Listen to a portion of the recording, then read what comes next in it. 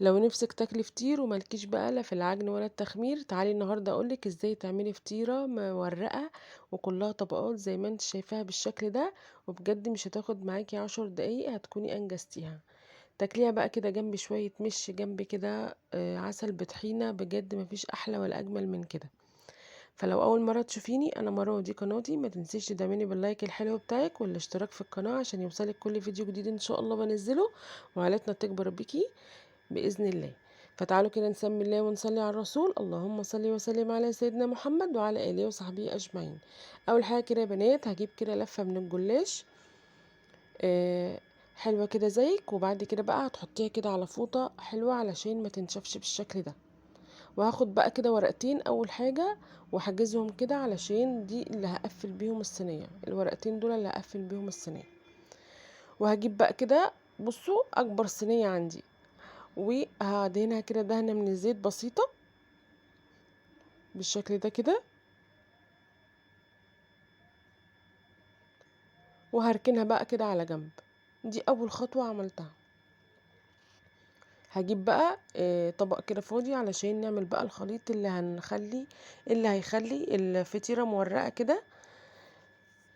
نزلت كده بنص كوباية من السمنة وحطيتها كده في الميكروويف ساحت بالشكل ده كده.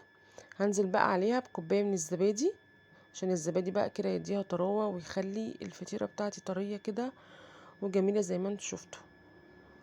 هعملها بقى بالمضرب اليدوي كده لحد كده ما تختلط بالزبادي بقى السمنه مع بعض كده. وهحط كمان معلقه صغيره من البيكنج باودر، يعني 3 مكونات بس: سمنه وزبادي وبيكنج باودر. وهجيب بقى الصينيه كده وهبتدي احط ورقه ورقه. حطيت كده اول ورقه وهحط الورقه التانية عكسها بالشكل ده. يعني كده هحط، بصوا، في الاربع نواحي. طبعا الفيديو شارح نفسه مش محتاج ان انا اقول لكم، شايفينه اهو. حطيت كده في الاربع نواحي بالشكل ده. وكل طبقة بحطها بدهن دهنة حلوة كده من الخليط اللي احنا عملناه بتاع السمنة والزبادي. شايفينه اهو. خلصت هنا بقى اللفة كلها، هبتدي بقى ادخل لجوه كده، اطبق بقى لجوه بالشكل ده. وكل برضو تطبيقة لجوه هدهن دهنة من الخليط ده. بصوا سهلة وبسيطة وما فيهاش اي حاجة. عايزة اقول لكم في ناس بتعملها محشية مثلا اي حشو عندك، جبن مفروم مثلا، سجق، اي حاجه. بس انا خليتها بصراحه ساده علشان كانوا العيال عايزين ياكلوا فطير بالليل، وفي نفس الوقت بقى كان عندي عسل ومشي كده، فقلت بقى كده ايه، نعملها كده سخنه تبقى حلوه. بصوا بقى خلصت هنا اللفه كلها وجبت بقى الورقتين اللي انا كنت شايلهم. اول ورقه حطيتها وطبقتها كده لجوه ودهنت برضو دهنة من الخليط، وبعد كده حطيت الورقة التانية عكسها عشان تديني كده الدوران بتاع الفطيرة. ودخلتها الفرن على درجة حرارة 180، هتقعد بقى من 15 ل20 دقيقة بالظبط. وقطعت هنا بقى شوية طماطم كده وخيار، وكمان جبت بقى شوية مشي كده وعليهم شوية طحينة وحبة زيت، نظام بقى ايه التحابيش كده جنب الفطيرة. بجد مفيش احلى من كده. شايفينه؟ بصوا عشا يفتح النفس، وممكن كمان فطار، يعني مش عشا بس. وهنا بقى شوية عسل كده بطحينة كمان عشان نبقى جهزنا بقى كده ايه، عبال ما الفطيرة تطلع تبقى سخنة كده وتتاكل مع الحاجات الحلوة اللي انتوا شايفينها دي. تعالوا بقى نطلع كده الفطيرة نشوفها. بصوا شايفين؟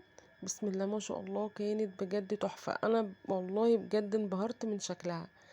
كانت بجد، بصوا والله ما تفرق اي حاجة عن الفطير اللي احنا بنشتريه. عايزة اقول لكم لسه من كام يوم كنت شارية فطير، الفطيرة كانت ب10 جنيه وقد الطبق اللي فيه الطماطم بالخيار ده.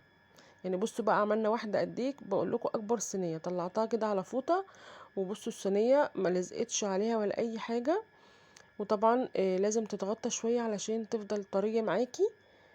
وهبتدي بقى كده اقطعها. انا طبعا عشان كنت مستعجله عشان التصوير والعيال ما كانوش صابرين عايزين يدوقوها، فقطعتها كده وهي سخنه. كانت بجد بصوا موحوحه كده. قطعتها كده ايه مثلثات، وبالشكل اللي انتوا شايفينه ده. بجد كانت حلوة قوي. اتمنى بقى يكون فيديو النهارده عجبكم، والسلام عليكم ورحمة الله وبركاته.